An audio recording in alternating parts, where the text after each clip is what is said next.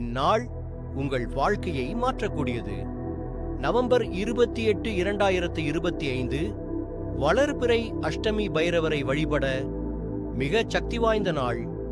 இந்த நாளின் சிறப்பு: அஷ்டமி திதியில் பைரவரை வழிபட்டால் பயம் நீங்கி, எதிரிகள் விலகி, வேலை வியாபாரத்தில் திடீர் முன்னேற்றம் கிடைக்கும் என கூறப்படுகிறது.